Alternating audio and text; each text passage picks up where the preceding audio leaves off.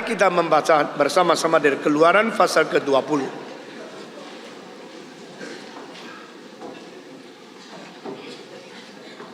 Saya membaca ayat 12, saudara semua membaca ayat ke-13. Hormatilah ayahmu dan ibumu, supaya lanjut umurmu di tanah yang diberikan Tuhan Allahmu kepadamu. 13. Jangan membunuh. Sekali lagi, jangan membunuh. Nah, saudara-saudara, dengan implisit kalimat ini dikatakan tentang jangan membunuh sesamamu. Ini tidak boleh diartikan jangan membunuh nyamuk, jangan membunuh binatang. Ini berlainan dengan membunuh makhluk yang lain, karena di sini adalah tentang manusia dan manusia. Mari kita sekali lagi minta Tuhan memberikan berkat kepada kita. Sudah 5 perintah yang diberikan oleh Tuhan yang kita selesaikan. Dan nanti kalau sudah selesai semua, kita harap menjadi penguraian tentang perintah Tuhan atas iman dan kelakuan manusia sebagai umat yang berbakti kepada Tuhan. Saudara-saudara, kita membicarakan tentang hormatilah ibu bapamu. Dan itu adalah perintah pertama di antara manusia dan manusia. Diberikan oleh Tuhan bagaimana kita berrelasi. Di antara hidup hubungan manusia dengan manusia, yang pertama adalah hormatilah ibu bapamu.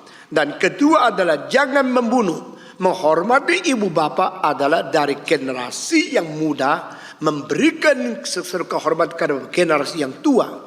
Tetapi pasal ini di dalam ayat yang ke-13, perintah ke-6 adalah sesama manusia. Ke-7 sesama manusia. Ke-8 sesama manusia. Ke-9 sesama manusia. Ke-10 sesama manusia. Dengan tidak ada bedanya generasi dan generasi. Itu sebab pasal ini di dalam perintah ke-5 harus diutamakan. Karena generasi muda terhadap generasi yang tua. Sesudah itu kita melihat jangan membunuh menjadi penyusulan pertama setelah menghormati orang tua. Kenapakah? Di sini kita melihat karena Allah mau manusia menghargai manusia. Sebab manusia yang mungkin membunuh dan mungkin tidak membunuh adalah manusia yang dicipta menurut peta dan teladan Allah. Sedangkan manusia yang mungkin dibunuh atau tidak dibunuh juga adalah manusia yang dicipta menurut peta dan teladan Tuhan Allah. Sehingga antara manusia dan manusia yang sama-sama dicipta menurut peta dan teladan Tuhan Allah harus saling menghormati. Saudara-saudara, segala kesulitan-kesulitan daripada bermasyarakat adalah karena ada ketidakadilan, ketidakserasian di dalam satu dengan yang lain, khususnya penghargaan terhadap orang lain. Saudara-saudara, setelah Adam berdosa, maka kejahatan sudah merajalela dan akar dosa sudah berdarah daging di dalam sifat umat manusia. Itu sebab manusia selalu menjadikan dirinya pusat dari segala kelakuan, pusat daripada segala sesuatu di dalam berhubungan dengan orang lain. Kalau egosentrik atau mempusatkan kepada diri sendiri menjadi satu motivasi dan satu dorongan hidup kriteria untuk berkelakuan, maka ketidakadilan selalu terjadi. Mengapakah orang itu membunuh orang lain? Karena dia anggap dia harus hidup di dunia. Orang lain tidak boleh hidup di dalam dunia. Mengapa orang mempunyai pikiran membunuh orang lain? Karena saya lebih penting, engkau tidak penting. Kenapa manusia membunuh orang lain? Karena keberadaanmu sangat mengganggu keberadaanku. Sehingga di situ egosentrik, semacam sikap hidup telah merajalela dan telah mempolusikan keadilan yang seharusnya ada antara manusia dan manusia. Di sini kita melihat Tuhan memberikan perintah menyusul, hormatilah orang tuamu, dengan perintah tidak boleh engkau membunuh sesamamu. Kenapa? Karena ada nilai daripada sesamamu yang bukan ditetapkan oleh dirimu. Orang itu hidup karena Tuhan mengizinkan. Orang itu hidup karena Tuhan mencipta. Orang itu hidup karena Tuhan memberikan hak memberikan kebebasan, dan memberikan kepada dia satu kehormatan, kemuliaan sebagai mahkota. Sehingga setiap manusia harus dihargai. Saudara-saudara, mengenai apakah nilai manusia, apakah nilai daripada harkat, daripada zat, daripada kedudukan identitas manusia disebut manusia karena Tuhan yang menentukan. Tidak ada satu agama memberikan penilaian lebih tinggi daripada kitab suci tentang harga manusia. Tidak ada filsafat, tidak ada bijaksana, tidak ada kebudayaan di dalam zaman apapun, di dalam wilayah dan negara apapun yang memberikan penilaian yang lebih tinggi daripada harga manusia dibanding dengan kitab suci. Saudara-saudara, di manakah Alkitab mengatakan nilai manusia? Nilai manusia diberikan oleh Alkitab sebelum manusia dicipta. Jadi pada waktu Tuhan menciptakan, dia mengatakan kita akan menciptakan manusia menurut peta teladan kita, maka diciptakannya laki-laki dan perempuan. Saudara-saudara, tidak ada agama sebelum ada manusia sudah mengetahui harkat manusia, nilai manusia, harga manusia, penilaian itu sampai di mana. Tidak ada, tak mungkin ada. Kalau engkau sudah mengerjakan sesuatu, baru engkau menetapkan nilai. Nah, ini biasanya seniman begitu. Kalau dia sudah bikin satu lagu, waktu dia mau jual lagu, dia mengatakan, oh ini mesti jual berapa, baru dia tentukan nilai. Waktu kita engkau bikin satu mobil, mobil harus dipasarkan berapa, baru suggested retail price itu ditentukan. Engkau membuat satu komponen, bikin satu produksi, engkau bagaimana menilaikan nilai itu? Tuhan menilaikan itu sebelum mencipta. Nah, saudara-saudara, ini urutan sangat penting sekali, khususnya manusia. Manusia dicipta paling akhir, tetapi mempunyai penilaian yang paling tinggi. Kenapakah paling akhir paling tinggi? Karena dia menciptakan manusia untuk menjadi tuan daripada alam semesta, untuk mengalami, untuk menikmati, untuk enjoy everything created for him. Segala sesuatu dicipta bagi manusia, dan manusia dicipta bagi Tuhan Allah semua. 1, 2, 3. Segala sesuatu dicipta bagi manusia, manusia dicipta bagi Allah. Itu sebab urutan klasifikasi Allah di atas manusia dan manusia di atas alam semua. 1, 2, 3. Allah di atas manusia dan manusia di atas alam. Ini tidak boleh dirubah oleh siapapun. Barang siapa merubah klasifikasi ini, merubah urutan ini, dia akan hidup di dalam kekacauan, kekhawatiran, dan akhirnya tanpa arti hidup sampai mati. Saudara-saudara, Allah menciptakan segala sesuatu bagi manusia, untuk dinikmati manusia, dipakai manusia, dan melayani manusia. Adanya kucing, adanya binatang, adanya sapi, adanya langit, adanya bumi, adanya udara, adanya air, adanya oksigen, adanya segala makanan, adanya segala makanan yang mengandung vitamin, mengandung nutrisi. Itu semua diciptakan untuk manusia, sehingga manusia sebenarnya boleh memiliki, boleh menikmati, boleh mengalami anugerah Tuhan yang begitu banyak yang disimpan, terkandung di dalam segala ciptaan. Segala ciptaan itu mengandung semua hal yang faedahnya adalah untuk membentuk, untuk memelihara, dan untuk mencukupi kebutuhan daripada manusia, baik daripada tubuhnya maupun daripada batinnya. Waktu kita menikmati alam yang begitu indah, bukan mulut kita makan, tapi mata kita dan jiwa kita menikmati keindahan yang diciptakan oleh Tuhan. Tuhan menciptakan segala sesuatu, termasuk malaikat, untuk manusia. Karena malaikat adalah dipersiapkan untuk melayani mereka, anak-anak Tuhan yang mewarisi keselamatan daripada jiwa mereka. Sehingga saudara-saudara, semua ciptaan adalah untuk manusia. Kita harus bangga, kita harus sadar bahwa kita lebih tinggi dari segala sesuatu. Maka manusia tidak boleh menurunkan diri menjadi budak dari semacam materi. Manusia tidak boleh mendorong diri jadi budak daripada uang. Saudara-saudara, orang kaya yang maunya cari duit sebanyak mungkin, kalau tidak cari duit banyak dia tidak bisa hidup. Dia sudah menjadikan diri turun menjadi budak daripada kekayaan.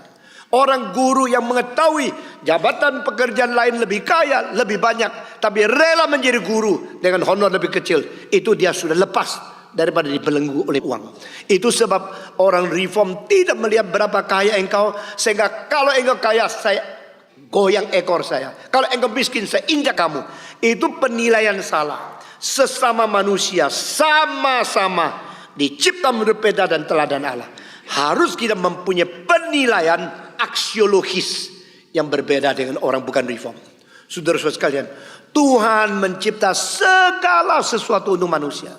Tuhan menciptakan segala materi untuk mendukung kebutuhan, memberikan kecukupan karena apa yang kita butuhkan. Nah, ini di dalam hal ini materi pasif, kita aktif. Materi rendah, kita tinggi. Alam semesta itu pasif, kita aktif. Kita dicipta berada di atas alam. Tetapi sesudah itu jangan lupa, engkau sudah mempunyai kedudukan atas, engkau tetap di bawah Allah. Karena engkau kalau menikmati sebagai atasan, lalu materi engkau miliki, tapi engkau sendiri menjadi terlalu atas, maka engkau telah merebut kemuliaan Tuhan Allah. Nah, ini ajaran semacam ini tidak ada di dalam teologi yang tidak mengerti reform atau teologi dari agama yang lain. Karena mereka selalu menganggap manusia ataukah terlalu pasif menjadi rendah sekali, lebih rendah daripada yang lain, atau lebih tinggi dari segala sesuatu. Ateisme menganggap diri sama dan berada di tempat maha tinggi, karena di atasnya tidak ada Allah. Dan saudara-saudara, banyak orang sudah menjadi budak materi, menempatkan diri terlalu rendah sehingga materi apapun bisa mempengaruhi hidup dia. Saudara-saudara, money talks loudly. Kalimat ini diucapkan akhirnya dari mulut Deng Xiaoping.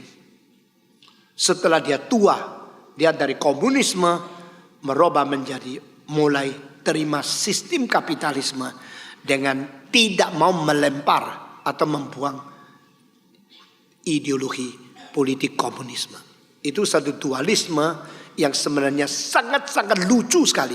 Saya tidak menganalisa dalam hal ini, saudara-saudara. Pada waktu dia mengatakan, finally I realize money talks loudly. Berarti kalau demikian, manusia mungkin melayani materi, melayani uang, dan sendiri rela diperbudak oleh materi. Nah, penilaian ini kalau salah, seumur hidup akan kacau, bingung. Nah, akhirnya tidak tahu bagaimana arah hidup kita. Saudara-saudara, tadi saya katakan Tuhan menciptakan manusia. Sebelum menciptakan, sudah memberikan penilaian dulu. Sudah menetapkan nilai manusia. Sudah tetapkan, baru dia menciptakan. Apa yang ditetapkan? Peta teladan saya. I'm going to create man and woman after my own image and likeness. Jadi manusia itu siapa? Manusia wakil Tuhan. Manusia adalah peta teladan Tuhan. Manusia adalah yang menyatakan, merefleksikan kemuliaan dan kehormatan Tuhan. They will be our likeness, will be our image. After our image and our likeness, man and woman are created. Manusia dicipta menurut peta teladan Allah, sehingga manusia menjadi satu pemancaran mewakili Tuhan Allah. Saudara-saudara sekalian, kalau engkau mendengar Beethoven sampai pada jiwa dari simfoni ketiga, simfoni ke-7, simfoni ke-9, simfoni ke-5, kita melihat semangat Beethoven ada di dalamnya. Karena dia berjuang dengan nasib yang sangat malang, maka dia mengutarakan dengan musik. Berarti dia tidak mau kompromi, dia mau berjuang sampai akhir mengalahkan kemalangan yang tiba kepada dia dari nasib yang tidak enak diterima, penderitaan. Di dalam berjuang dengan itu nasib yang malang, maka dia utarakan di dalam karyanya. Maka kita mendengar musiknya, oh, this is Beethoven. This has a spirit of struggle, the spirit of fighting in his life against all disasters. Saudara-saudara, dengan melihat perjuangan sebagai ciri khas yang ditemukan di musik, engkau membandingkan tidak ada di Haydn. Haydn punya musik tidak ada hal unsur ini. Tidak Mendelssohn tidak unsur ini. Karena Haydn lebih lancar, Mendelssohn lebih kaya.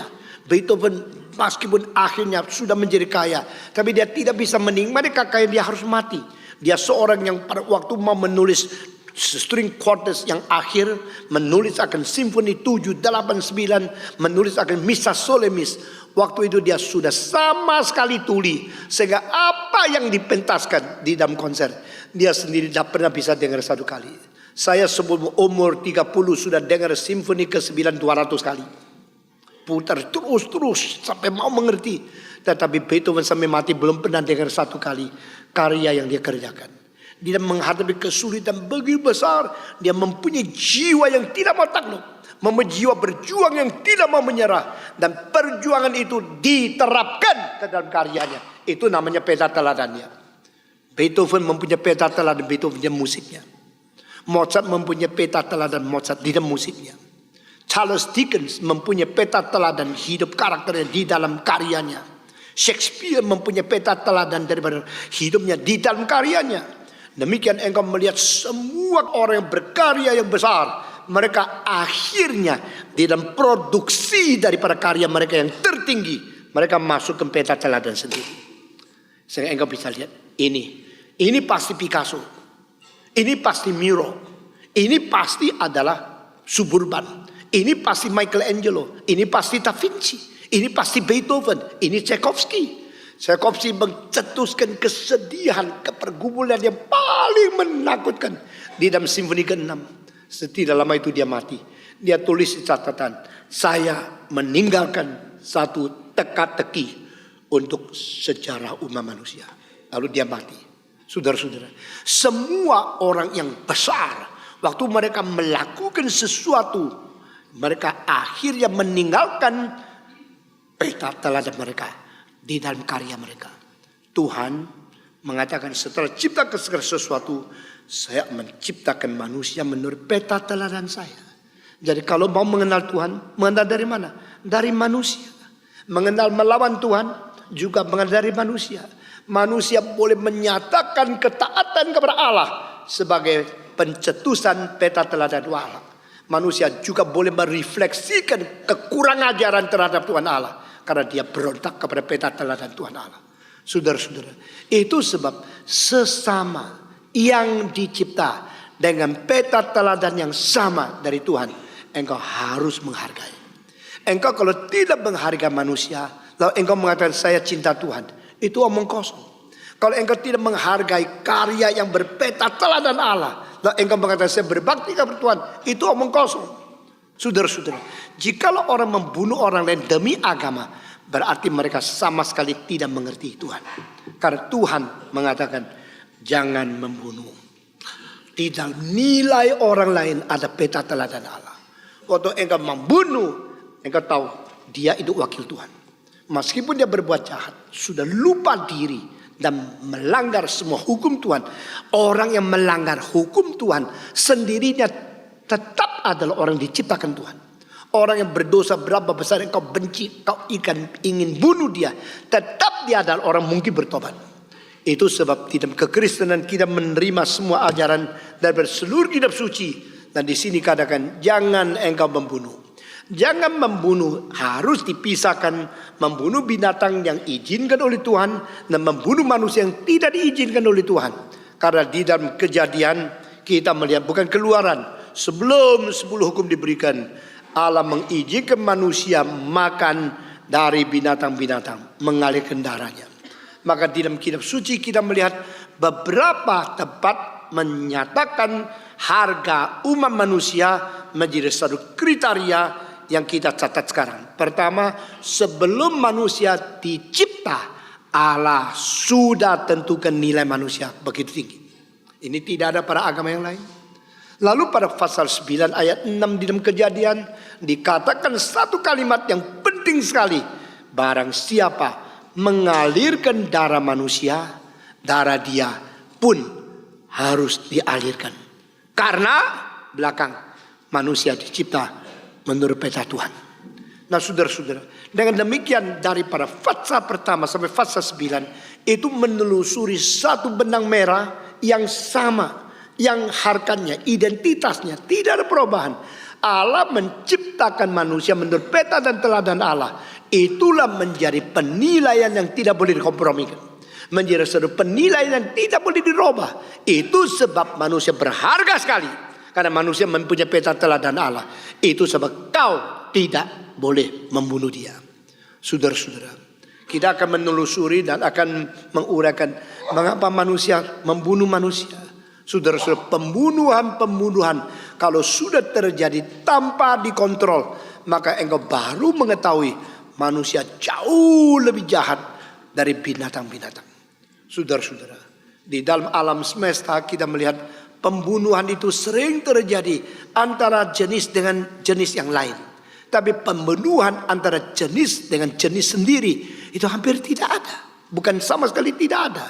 Baru-baru tahun lalu maka terjadi satu kali kasus, belum pernah terjadi di dunia, yaitu beruang putih di dalam es di Antartika, itu di Arktik. Mereka itu memakan anaknya sendiri. Karena apa? Sudah tidak bisa hidup lagi. Dan itu tidak pernah tidak pernah ditemukan. Kalau ada itu polar bear, yaitu beruang di kutub utara makan anak sendiri. Karena es makin kurang, terus cair.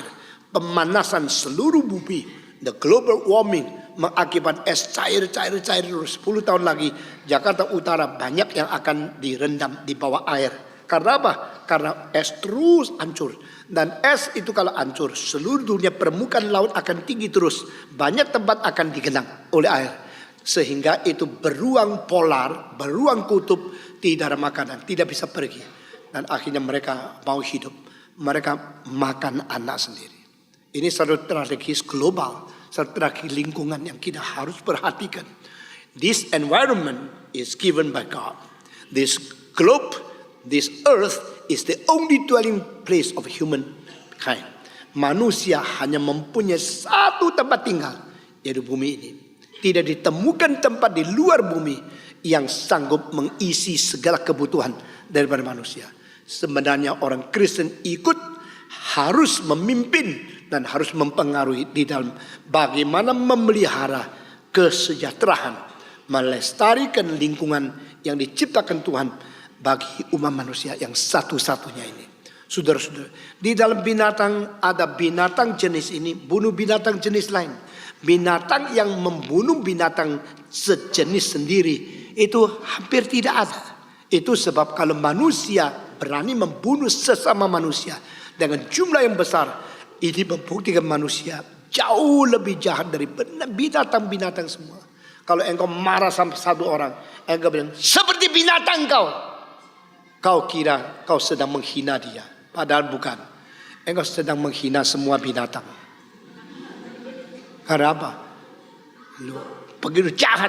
Lu seperti binatang. Saking ayam tidak ngerti bahasa Indonesia.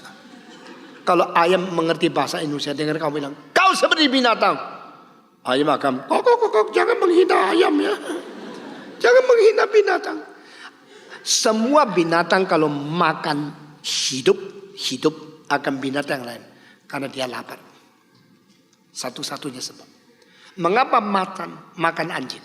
Mengapa makan orang? Karena dia perlu. Coba kalau makan itu kenyang sekali. Engkau jalan di pinggirnya. Dia cuma lihat. Lalu dia mengatakan selamat sore. Saya sudah kenyang. Dia tidak melakukan kejahatan. Bukan saja demikian. Ada satu ciri khas. Bagaimana Tuhan begitu mencintai binatang yang akan dimakan. Sehingga dia tidak boleh terlalu disakiti. Saudara-saudara. Kalau makan kidang atau makan sapi. Dia bagaimana? Dia langsung loncat ke atas. Lalu dia dua kemungkinan. Pertama, tenggorokan sini yang dimakan. Atau belakang ini, spinal cord yang dihancurkan, dipatahkan. Mengapa begitu? Kalau di sini ditekan dan di sini tempat udara, penghisapan daripada udara itu dimatikan, dia cepat mati. Tidak usah siksa. Kedua, kalau dipatahkan daripada belakang ini sampai hancur spinal cord, tidak ada perasaan sakit, baru dia makan. Sehingga lain sama manusia. Manusia itu kalau melihat kacau yang dia benci, kakinya dicabut 1, 3, mati lu ya. Kalau kita benci itu binatang-binatang atau bugs atau nyamuk, terus kita sudah bunuh dia, gitu. Karena kebencian kita terlalu besar. Tidak ada binatang sekejam manusia. Binatang kalau makan binatang itu bikin dia cepat mati, baru makan dagingnya. Dan secepat mungkinnya itu siapa yang ngajar? Alam. Alam dari mana? Dari Allah. Dan tak ada binatang yang kejam seperti manusia. Saudara-saudara, orang Hutu dan orang daripada suku lain ada di Afrika dibunuh sudah berapa? Sudah jutaan orang. Waktu Pol Pot mengadakan pembunuhan karena tidak setuju komunisme, Kambodia menghasilkan 3 juta mayat.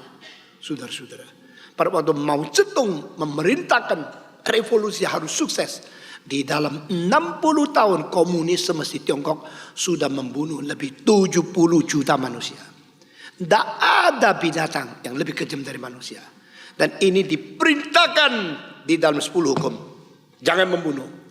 You must not kill. Engkau tidak boleh membunuh sesama manusia. Karena manusia mempunyai nilai.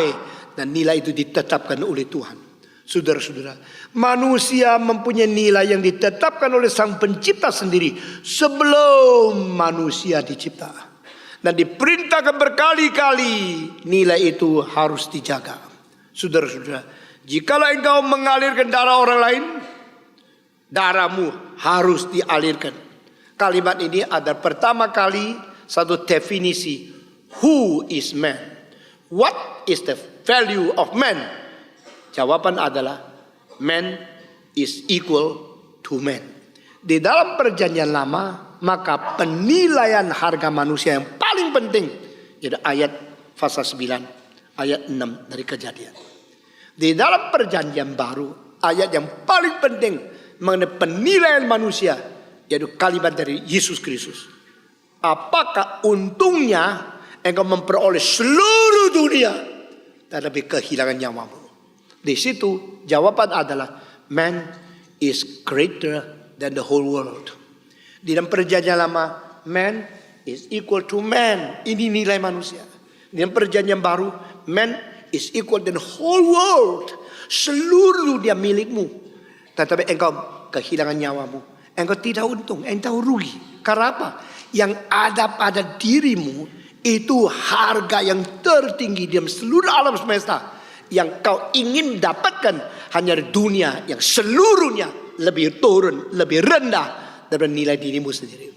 Sehingga pengertian aksiologi, pengertian penilaian nilai yang diwahyukan oleh Tuhan menjadikan kita seseorang yang mengetahui bagaimana menghargai sesama manusia. Saudara-saudara, mulai dari menghargai orang tua, menghormati orang tua.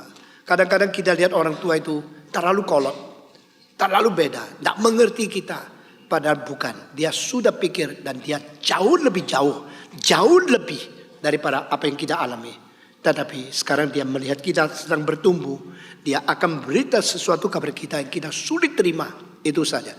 Mulai dari hormati orang tua, maka engkau mempunyai satu pangkalan. Appreciate others, honor our parents, and then love other as you love yourself. Mencintai orang lain seperti engkau mencintai dirimu sendiri, mulai dari mencintai orang tua.